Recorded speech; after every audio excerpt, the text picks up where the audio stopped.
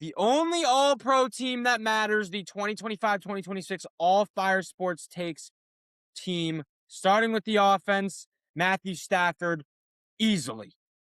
Easily. He played the best against the best defenses in the league. I didn't do a second team. Second teams are for schmucks. First team, QB, running back, three receivers, tight end, offensive line, and then defense is D tackle, edge, linebacker, safety, corner. Nice and simple. None of these extra Fugazi made up roles to give Christian McCaffrey sympathy, first team All Pros, okay? Matthew Stafford, first team, All Fire Sports Takes. Congratulations, Matthew. Led the league in passing touchdowns, touchdown interception ratio, had the longest pass of the season, tied for the highest adjusted yards per pass attempt. He was the quarterback of the best offense in the NFL. Easily Stafford, best QB in the league this season. All Fire Sports Takes offense. Matthew Stafford, QB1. I've been seeing this thing. I feel like NFL fans, especially regarding Matthew Stafford, they like to tear him down because he had Sean McVay, Puka Nacua, Devontae Adams. And it's like, two things can be true at once, okay? The Rams offense is very talented, and the best offensive-minded player or offensive-minded coach, of the past 10 years is operating an offense with Devontae Adams and Puka Nacua. Yes, it's going to be uber efficient. Matthew Stafford is also disgusting at football. Two things can be true. It's not mutually exclusive. Tearing down Matthew Stafford because he has Devontae Adams and Puka Nacua is stupid to me. Okay? Yes, those guys are great. Yes, the McVay offense is great, but Matthew Stafford is also great. Two things can be true at once, which is a train of thought a lot of NFL fans, especially Patriots fans, can't seem to get through their skulls, okay? And we saw Matthew Stafford without Devontae Adams throw for 450 yards and a few touchdowns against the number 2 pass defense in the NFL in Seattle on that Thursday night football game that they did lose. We saw Matthew Stafford without Puka Nacua throw for 5 touchdowns against a top 10 Jacksonville Jaguars defense, okay? So even in the times this season where he didn't have both of those guys, he was still ridiculously efficient, also had the most 20-plus yard passing touchdowns in the NFL. He was the best quarterback in the league this year, and tearing him down because he had Puka Nacua and Devontae Adams, like, two things can be true at once. Those guys are great. Matthew Stafford is also great, okay? And he also played good teams. He played very good defenses. Drake May has not. So, not to make it a Matthew Stafford versus Drake May thing, but that's they kind of get brought up in the same conversation a lot. I hate to see people tearing down Stafford because he did it with good wide receivers and a good offense. Like, that's not his fault. It helps. Would his numbers be as good as they are if it wasn't Devontae and it wasn't Puka? Probably not as high as they were, obviously. Puka made some incredible catches. Devontae Adams is unstoppable at the goal line. But the fade route has become one of the most inefficient routes in the NFL. Matthew Stafford and Devontae Adams single-handedly brought it back. Would Puka Nacua and Devontae Adams' numbers be as good as they were without Matthew Stafford? I would say no, they would not have been. So two things can be true at once. Matthew Stafford's offense is great. He is also great himself. They're not mutually exclusive. The best running back in the NFL this year was Bijan Robinson. For a little bit, I was like, Christian's probably up there, right? Christian's up there. Bijan led the NFL in scrimmage yards. He averaged more yards per carry than CMC and more yards per reception than McCaffrey. McCaffrey's definitely better at getting open out of the backfield. Like, I'd rather have McCaffrey in the slot than Bijan Robinson, but that gap is not that far off where, like, if you're giving me any running back in the NFL in open space, make a guy miss, the gap between Bijan and CMC is bigger than the gap between CMC in the slot and Bijan in the slot, or CMC in the backfield or Bijan in the backfield. I think those are 1A, 1B in terms of RBs, at least this season. But Bijan led the NFL in missed tackles, highest missed tackle rate, more explosive plays than CMC. Generational stuff from a generational back in Bijan Robinson this year. And I'm a big fan of Christian McCaffrey. I don't know how you couldn't be. But Bijan was also on a way worse offense, and he didn't have to carry as much of a load as CMC had, but he was still able to outproduce him. So I like Bijan, led the NFL in scrimmage yards. I think he, first team All Fire Sports Takes easily. He was the best running back in the league this season. Shout out Bijan. He was incredible. Some other guys that I flirted around with the idea with, but it was really either CMC or Bijan. Like, Jahmyr Gibbs was incredible this year. I think he's the third best back in the league. He could honestly have an argument to be better than CMC, especially what he can do as a pass catcher. He's fucking unbelievable. Devon A. Chan is incredible. Jonathan Taylor fell off in the back half of the year. Once Daniel Jones got hurt, the offense was already one-dimensional to begin with. He fell off.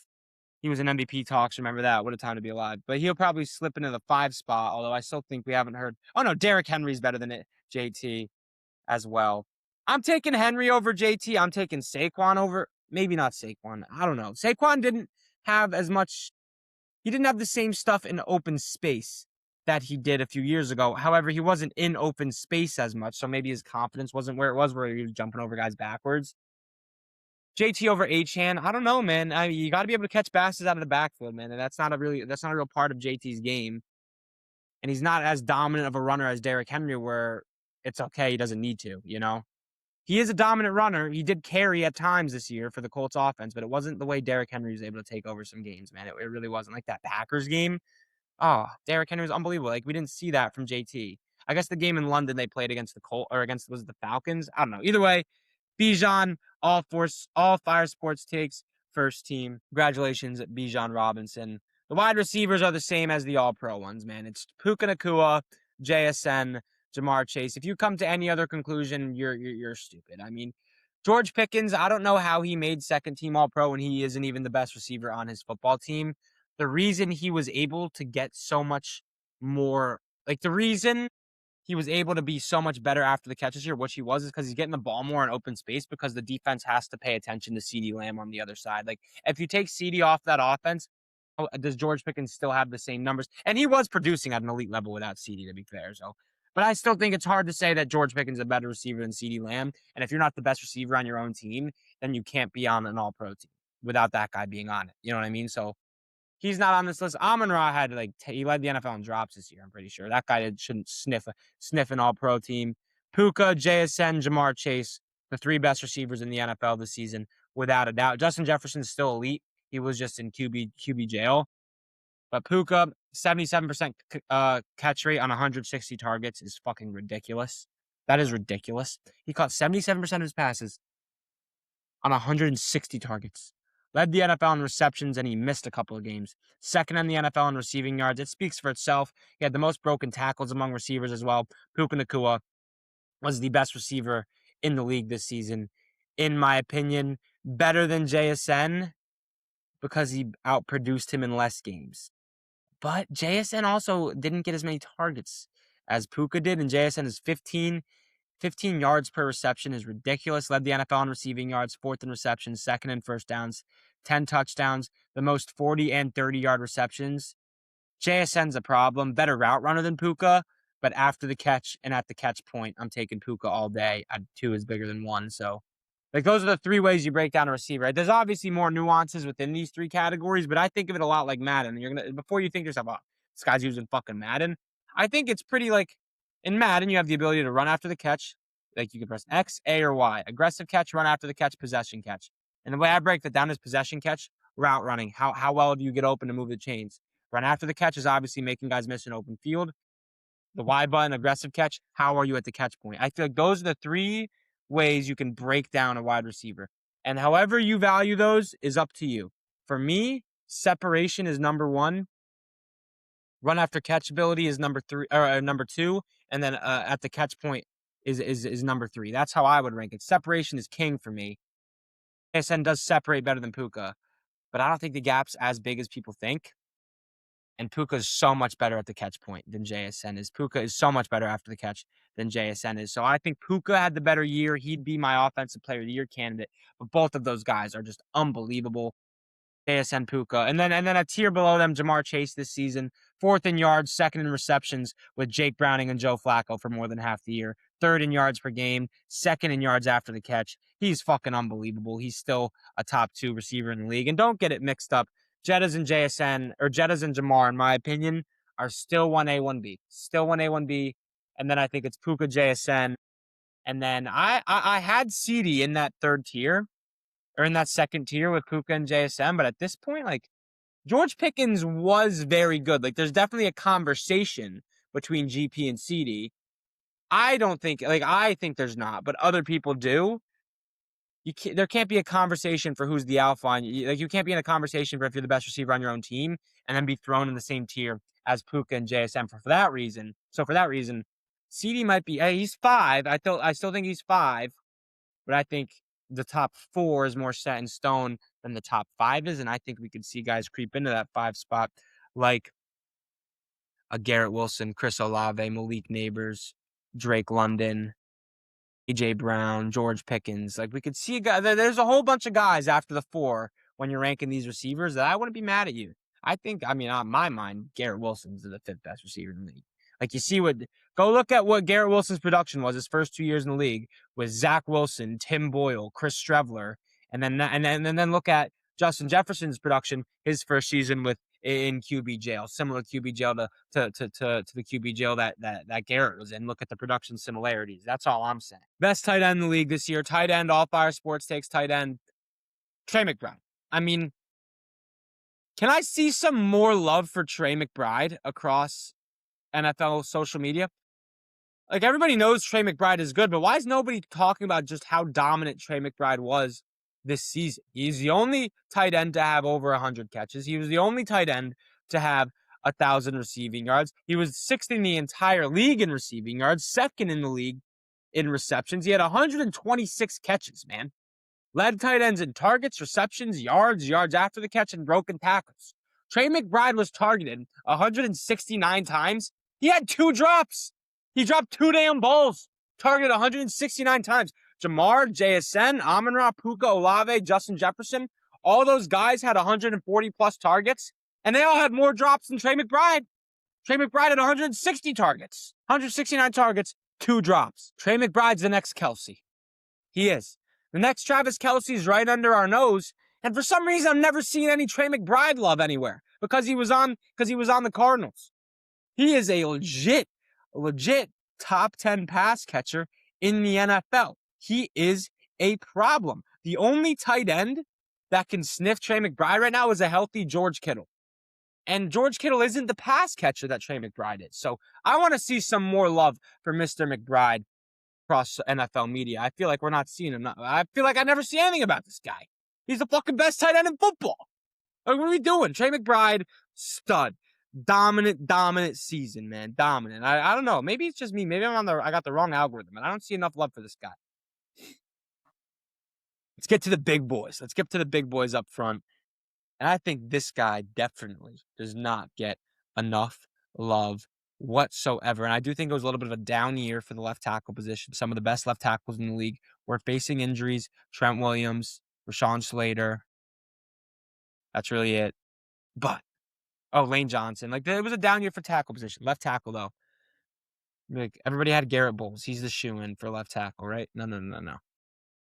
The Giants have the best left tackle in football. Andrew Thomas keeps flying ridiculously under the radar. He missed the first few games of the season, but he played like 15 games. He only allowed 1 sack and 13 total pressures on 800 offensive snaps. 3 penalties. Andrew Thomas is the best left tackle in football besides maybe Trent Williams or Garrett Bowles. He's incredible. He is incredible. And it doesn't help that the interior of the Giants' offensive line is a real joke as well. Like, at least Garrett Bowles has Quinn Miners on the inside that he can pass off to. Right? He has good guys on the rest of his offense. Andrew Thomas, just him. And Owumador, or whatever the right tackle's name is that my friend Max says is good, but he's a Giants fan, so I trust him. Andrew Thomas is stud. All Fire Sports Takes. Welcome to the All Fire Sports Takes team, Andrew Thomas. 3 penalties, 1 sack, 13 pressures on 800 offensive snaps. That's just ridiculous. Now we get chalky a little bit. All Fire Sports Takes team, guard, Joe Thuney, center, Creed Humphrey. These guys were the 2 best at their position. Same as the AP All-Pro team. We got that right. Only 15 pressures allowed by Thuney, 0 sacks, 2 penalties. One of the best rushing attacks in football went right behind him. The Bears averaged were 3rd in yards per carry at 5 yards per carry. That's ridiculous. Creed Humphrey, also the best center in the game, gold standard. 1 sack in 1,093 snaps this year. That's crazy. 8 pressures allowed, only 2 penalties. Number 1 pass block grade and number 2 run block grade at his position. Best center in the NFL. The other guard, they had Quinn Miners, the AP All-Pro team did. I got Quentin Nelson. Allowed 1 sack, only 15 pressures with two penalties. 5th best run block grade, per PFF. And then Penei Sewell is just, I think, the best offensive lineman in the sport. It's him or Tristan Wirfs. Wirfs was banged up all year. Penei Sewell, 2 sacks, 19 pressures with Jared the Statue Goff. Like, some of these guys have quarterbacks behind them that have a little bit of escapability. Like, Creed Humphrey's got Mahomes. Joe Tooney's got Caleb Williams. Andrew Thomas had Jackson Dart.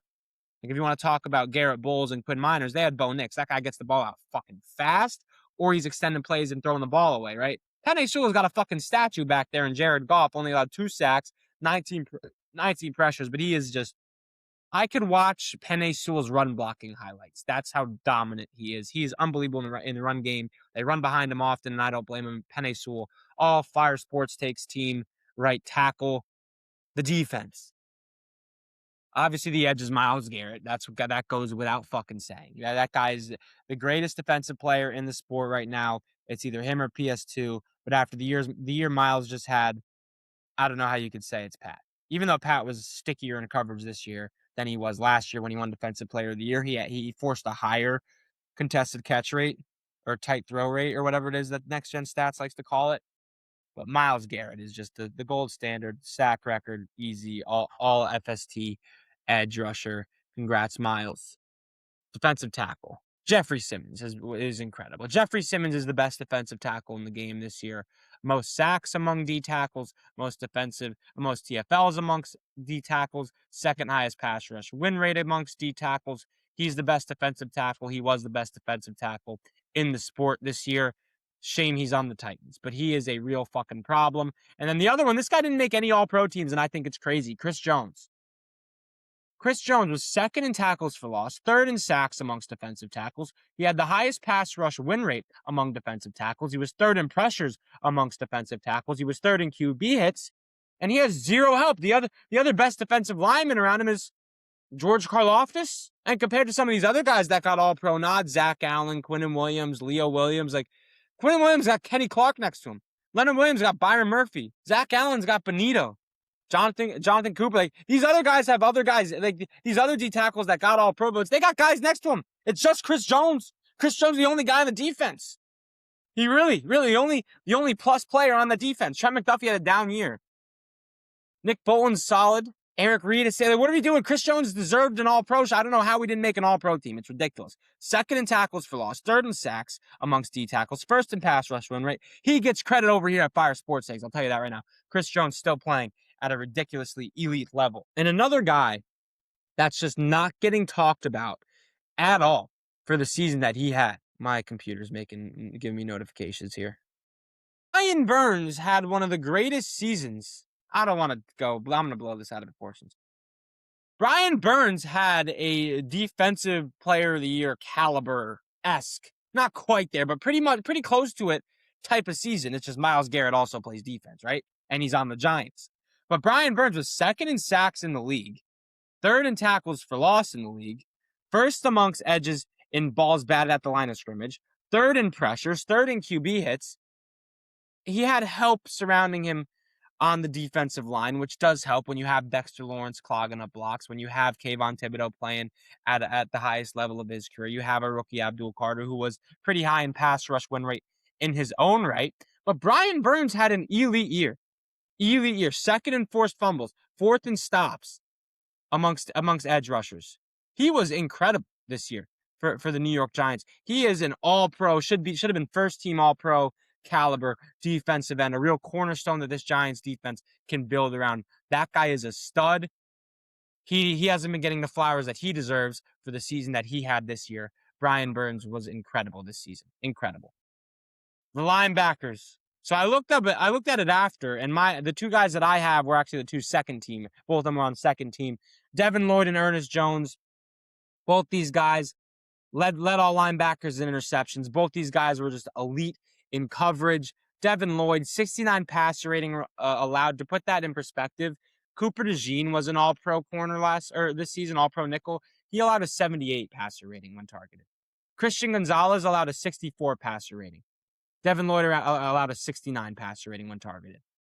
Elite in coverage, second in the NFL in interceptions, returned one to the crib. Devin Lloyd had an incredible year. Ernest Jones, same boat, incredible in coverage, but better around the line of scrimmage. Green dot for the best run defense in the NFL. Combine that with 5 interceptions, 7 pass breakups, and a 66 passer rating when targeted. Next level stuff from Ernest Jones. Next level stuff from Devin Lloyd. Elite production at the off-ball linebacker position. Shout out those two guys. All Fire Sports Takes team for the 2025-2026 season. Let's get into the corners. I think the cornerback position is in a very, very healthy spot right now. There's clearly two that are just operating at a higher level than everybody, and that's Derek Stingley and that's Pat Surtain. And Quinyon Mitchell's a dog. Christian Gonzalez is good. Sauce Gardner's still elite. Don't care what people say. They'll tell you he's bad. He's not. But Stingley and Pat are just playing at a ridiculously high level. Pat Surtain forced a higher tight window throw rate this season than he did last year. He won the Defensive Player of the Year last year. Less penalty yards this year as well for PS2. 41.3% tight window rate in the NFL. He faced 19 downfield targets. He allowed just 3 receptions for 53 yards while recording 6 passes defended. If you threw the ball against Pat Surtain, this is in the regular season too. We just had a few more pass breakups in the AFC Championship game deep down the field. But if you threw the ball down the field, the chances are Pat Surtain's getting his hands on it more than your receiver's getting his hands on it. He was elite. And then Derek Stingley, best zone coverage corner in the NFL, allowed a 37.9% completion percentage in zone coverage, the lowest by any defender in the last 8 seasons. Coupled with 3 interceptions, Stingley held quarterbacks to 11.2 passer ratings when targeting him in zone. He had 4 picks on the season, forced fumble, 67 passer rating when allowed. He's CB2, Pat's CB1, and then I think there's a little bit of a gap there. And then you got guys like Quinyon Sauce, Gonzo, Jalen Johnson, etc. Those 2 guys have been elite. Safeties. Kyle Hamilton's the best safety in the NFL. He top 5 defensive back in the NFL. What the Ravens are able to do with Kyle Hamilton, they line him up all over the field. He is just instant production, whether it's at the line of scrimmage, whether it's in coverage, man or zone, whether it's rushing the passer, whether it's forcing fumbles. That guy is fucking everywhere. He's a madman. Everything for the Ravens defense. Best player on the Ravens defense. I don't know where the Ravens defense would be without Kyle Hamilton. And the other safety on the other side, All Fire Sports Takes team, Xavier McKinney, man. I mean, everybody wants to think Kevin Byard led the NFL in interceptions. This is true, but nobody threw Xavier McKinney's way. They learned last year that's probably not a good idea. 63 passer rating when targeted. Only allowed 16 catches, had 6 tackle for losses. He was better than Kevin Byard in every single statistical metric, every single metric defensively you could think of, other than interceptions. And the Bears also were bottom 5 in terms of yards allowed per pass and bottom 5 pass defense in the NFL. As a safety, like, I understand you create a lot of turnovers. That's good. But on an every down basis, Xavier McKinney was better than Kevin Byard. Xavier McKinney, All Fire Sports Takes team, 2025-2026 season. That's the squad. Let's go through it now. Here's what the 2025 All-Pro team should have looked. Matthew Stafford at quarterback, Bijan at running back, 3 receivers, Puka, JSN, Jamar, I read that wrong. Tight end, Trey McBride. Left tackle, Andrew Thomas. Center, Creed Humphrey. 2 guards are Tooney and Quentin Nelson. Right tackle, Penei Sewell. Defensively, edge, Miles and Brian Burns. D tackles, Jeffrey Simmons, Chris Jones. Linebackers, Devin Lloyd, Ernest Jones. Corner, Derek Stingley. Corner, Pat Surtain. Safety should have been Xavier and Kyle Hamilton. That's what a correct All-Pro team would have looked like. That's what the 2025-26 All Fire Sports Takes team looks like. Thank you guys for watching. Hit the subscribe button, hit the like button. Sports content coming for you all off season, rebuilding every single team. We're going to have draft content. We're going to have Madden content. It's all coming. Make sure you hit the like button. Leave a comment on what you agree or disagree with and hit the subscribe button. I'll talk to you guys later.